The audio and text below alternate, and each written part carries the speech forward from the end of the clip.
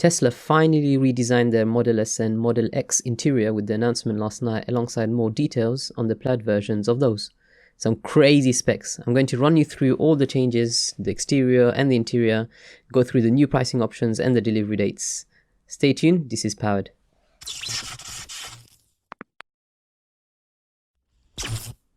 Alright, starting with the exterior, let's start with the flagship, the Tesla Model S, the star of the show last night.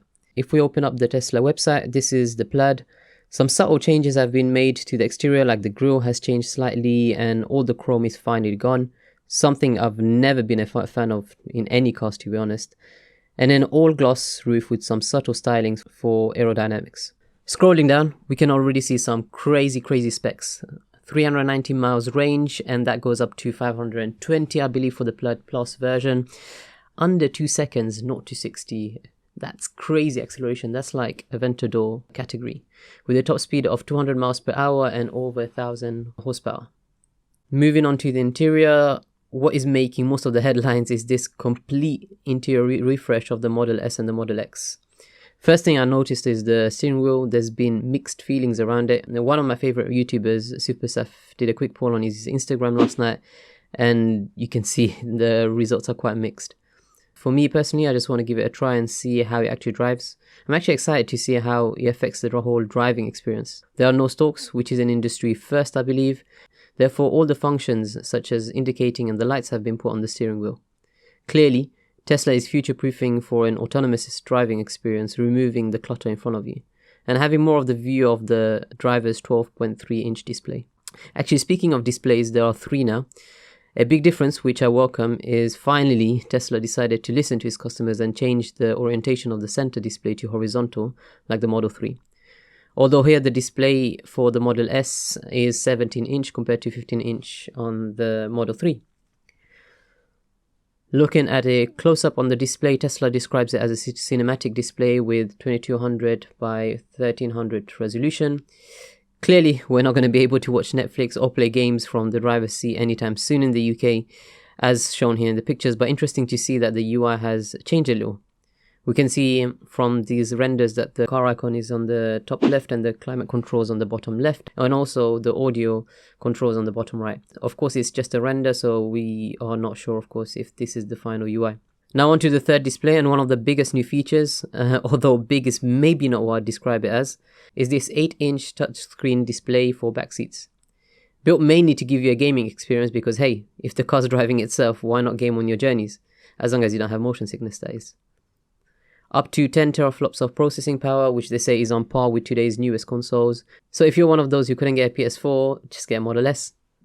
Alright, now looking at the trim, and there's a couple of themes to the Model S's interior and also the Model X actually, because it's the same interior. It comes in a few choices, as we will see later on in the configurator.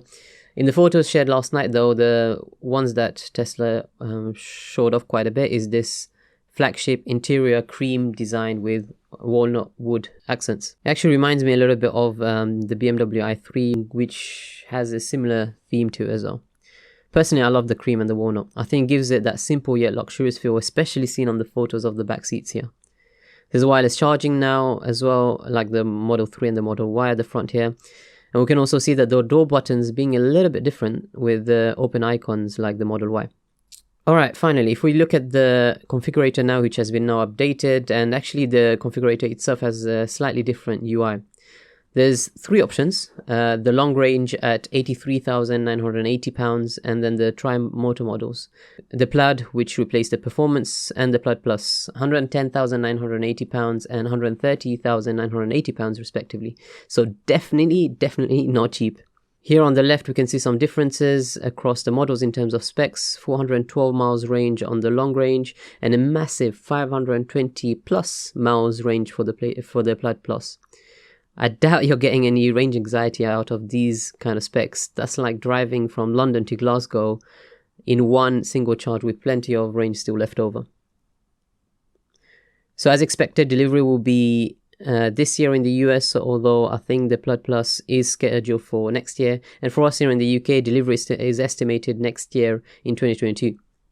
In terms of the colors, white is included in the price. However, if you want black, silver, blue, that's another £1,450 or £2,500 for the red. There's also a couple of new wheel options, with the upgraded ones costing £4,400. And finally, what I found quite interesting is that Tesla actually forces you to get the carbon fiber trim for the Plaid and Plus versions, alongside 3 interior colors like black, cream and white. Whilst on the long range version, you can actually get the walnut exterior, which we talked about. It's interesting to see that they haven't actually given their customers the ability to choose, because I can imagine some people probably would want the walnut finish rather than the carbon fiber one. The final option is autopilot, which is included, but if you want full self-driving capability, which you definitely should if you're getting a Tesla, as it's one of the main appeals for what it could be in the future, that will set you back another £6,800. We can see here it gives you things like automatic lane changes, auto park and summon, with features like automatic driving on the city streets coming up soon. I guess they're being careful here with the wording and not saying autonomous. And that's a quick video which covers it all. I'm actually keen to hear from my viewers, what do you think of this interior refresh? Especially the steering wheel, what's your thoughts on it?